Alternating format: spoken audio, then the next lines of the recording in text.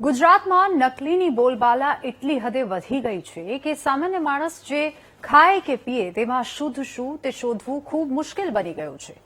પોરબંદરના કુતિયાણા નજીકથી એલસીબી પોલીસે કેમિકલ અને પામોલીન તેલમાંથી બનતા નકલી દૂધના કાળા કારોબારનો પર્દાફાશ કર્યો છે।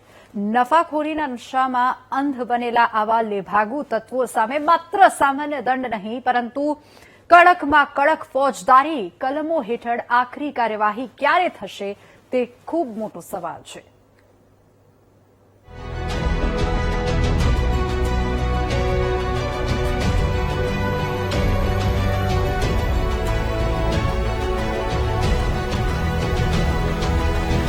રાજ્યમાં નકલી ટોલનાકા, નકલી સરકારી કચેરીઓ અને તાજેતરમાં જ ભાવનગરમાં સર્જાયેલા નકલી ઝેરી દારૂકાંડ બાદ હવે પોરબંદરમાંથી ખાદ્ય સુરક્ષાના ધજાગરા ઉડાવતો કિસ્સો સામે આવ્યો છે। પોરબંદર લોકલ ક્રાઇમ બ્રાન્ચે કુતિયાણા તાલુકાના ટીમ્બીનેશ ગામે બાતમીના આધારે દરોડો પાડીને નકલી દૂધ બનાવતી ગેરકાયદે ફેક્ટરી ઝડપી પાડી છે। લોકોના આરોગ્ય સાથે ખુલ્લેઆમ ચેડા કરી રહેલા મુખ્ય આરોપીની સ્થળ પરથી ધરપકડ કરવામાં આવી છે। દરોડા દરમિયાન સામે આવેલી સામગ્રી જોઈને પોલીસ અધિકારીઓ પણ ચોંકી ઉઠ્યા હતા। સ્થળ પરથી 30 લીટર તૈયાર શંકાસ્પદ કેમિકલયુક્ત દૂધ, 75 કિલો સ્કીમ મિલ્ક પાવડર અને પામોલીન તેલના 14 ડબ્બા સહિત ઝેરી મિશ્રણ બનાવવાના સાધનો પણ અહીંથી જપ્ત કરાયા હતા। પાવડર અને તેલનું ઘાતક મિશ્રણ બનાવીને તેને અસલ દૂધ તરીકે બજારોમાં અને ડેરીઓમાં ખપાવી દેવાનું મોટું કાવતરું રચાયું હતું। ફૂડ સેફટી વિભાગે તાત્કાલિક સેમ્પલ લઈને લેબમાં મોકલ્યા હતા, જ્યારે પોલીસે આ ઝેરી દૂધનો સ્થળ પર જ નાશ કર્યો હતો। કેવી રીતે આ ઝેરી દૂધ બનાવવામાં આવતું હતું તે આ શખ્સે બતાવ્યું હતું। તેલ હતું કયું તેલ છે આપણે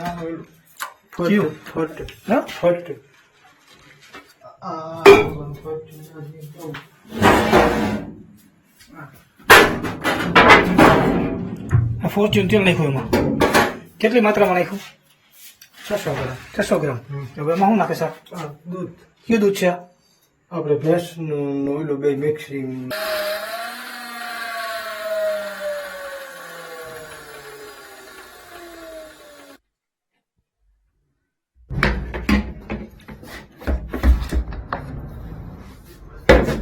દૂધ તૈયાર થઈ ગયું પછી ફેરવવાનું કેવી રીતે પાતળું થઈ જાય તો પાતળું થઈ તો દૂધ ફેરવેલ પાતળું થઈ।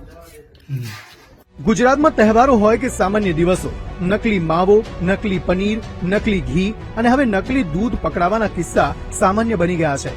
ગરીબ અને મધ્યમ વર્ગના પરિવારો પોતાના બાળકોને જે દૂધ પૌષ્ટિક સમજીને પીવડાવે છે તે વાસ્તવમાં તેમને ધીમા મોતના મુખમાં ધકેલી રહ્યું છે। માત્ર સામાન્ય દંડ ફટકારીને આવા તત્વોને છોડી મૂકવાના કારણે નકલીનો આ કાળો વેપલો બેફામ ફૂલ્યો ફાલ્યો છે। જ્યાં સુધી આવા નરાધમો સામે હત્યાના પ્રયાસ જેવી ગંભીર કલમો હેઠળ કડક સજા નહીં થાય ત્યાં સુધી જનતાના આરોગ્ય સાથે રમાતી આ રમત અટકશે નહીં।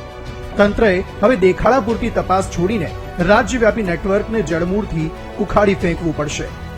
જય થાનકી, VTV ન્યૂઝ, પોરબંદર।